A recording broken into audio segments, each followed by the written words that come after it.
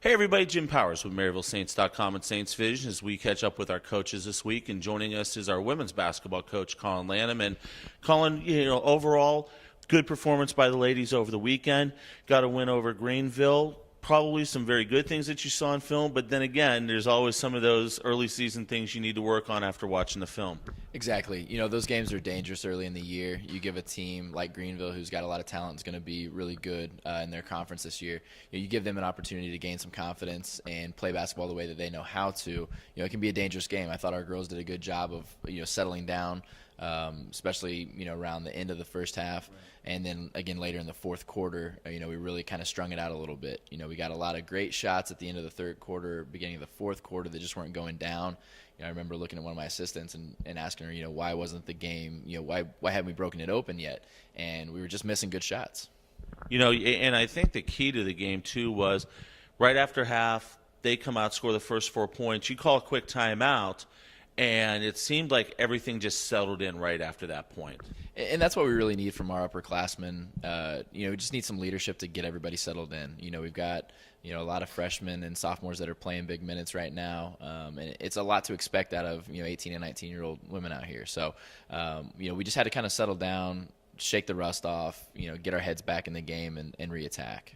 I think Alex Wolf had a fantastic game. Maybe not so much points-wise, but 13 rebounds. And really did a nice job defensively. Yeah, she was very solid for us. Anytime we can get double-digit rebounds out of a single player, it's a great game. And we need that out of Alex often. That's where she's really strong for us. And she finished when she got the opportunities. We got her a couple of good looks right around the rim, and she took advantage of those. So, when she's doing those two things, we're going to have a good night. And, the two freshmen that are in the starting lineup for you really did a nice job. Ponce and, Chafin really just kind of – you could see that they've settled in and they know what they want to do offensively. Yeah, they're getting there. It's a work in progress.